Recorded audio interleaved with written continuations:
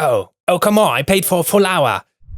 The medieval times. Nights, feasts, a simple peasant's life. But oh no, what is this? Someone has seen you stealing from your beloved king.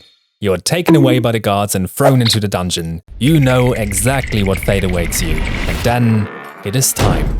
A man with an oddly attractive hood brings you into a special little chamber and shows you all the instruments and machines he's going to use to get the truth out of you. And as you squint your eyes in horror, you are noticing that nothing of this is real. The room is practically empty. How can that be? Well, if you look on the internet, or YouTube especially, it is full of videos that tell you all about these gruesome and barbaric inventions from the Middle Ages that people use to torture other people. But what if I tell you that nothing of this is real? Let me explain. What do we usually do to find out if something existed or what happened in the long-gone past? We look at written records and other literature and iconography, and we evaluate all these different sources and take them into account, and then we make an educated guess. So let us do this for some of the most popular torture stuff from the medieval times. We start with something easy.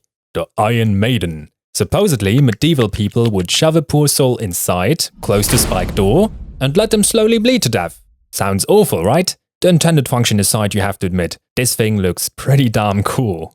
So we must have plenty of sources for something like this, right? But no, we actually haven't. There's zero evidence for it from the Middle Ages. The first written account we have of the Iron Maiden comes from the late 18th century from a gentleman called Johann Siebenkäes. That's all German for 7 cheese. How much should you really trust a man with a name like that? Hey, quiet! No, but for real now, every source we have about the Iron Maiden comes from the 18th century or later, so hundreds of years after the Middle Ages, and not a single surviving Iron Maiden can be dated any earlier than the early 1800s as well. Strange. But let's continue with a fan favorite, the pear of anguish.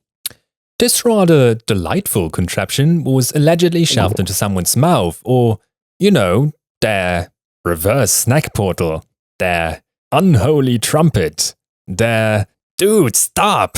Anyway, it was supposed to go in there and cranked open until, well, things got messy. But again, no real evidence on this from the medieval period that it was actually used for torture. It might have been a medical device or something else entirely. We just don't know. Weird again, but let's continue. The brazen bull. That one might have been real, but even if it was, all the stories we have about it come from ancient Greece, and we have no accounts telling us that this thing even existed in medieval times at all, yet it frequently pops up in videos like that. But that's not all. The heretic's fork. A lot of contradicting information about it out there, but its use and existence in medieval times is very disputed. The Judas cradle. Use and existence disputed. The spiked chair. Disputed.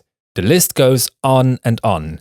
So what is going on here? And what did they actually use for the little naughty sessions? Well, at first, let's talk about where all these weird ideas about the Middle Ages come from. And that is mainly the 19th century. In that time, especially in Victorian England, people like to portray and imagine the medieval times as a uniquely cruel and barbaric era. So in contrast, they would seem much more civilized and enlightened. Novels from that time like to exaggerate medieval brutality, to thrill readers, depict the medieval past as a time of superstition with haunted castles, tyranny and torture, to blend horror with romantic intrigue.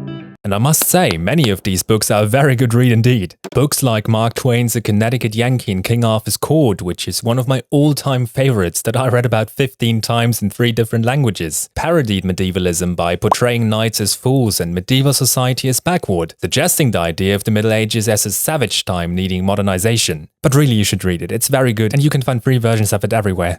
Also, 19th century historians were big on cherry-picking violent episodes of history while ignoring medieval legal systems and cultural achievements. This of course created a quite skewed focus on the Middle Ages. And let's not forget the sensationalism that humans just generally have regardless of the time in which they live in. Most of the devices and machines displayed in museums over the ages were not created to be actually used for torture, but to horrify the viewer who had paid for just that experience. Take the Iron Maiden, for example. This thing was most probably invented in the 19th century and exhibited in traveling exhibitions to make money from selling tickets and is not at all based on actual history. But not all fake torture devices date back to the 19th century. Meet the Spanish tickler. You can find all sorts of articles and videos about it. This Freddy Krueger stick of doom was supposedly used to tear away a person's flesh. Except it wasn't. It never existed.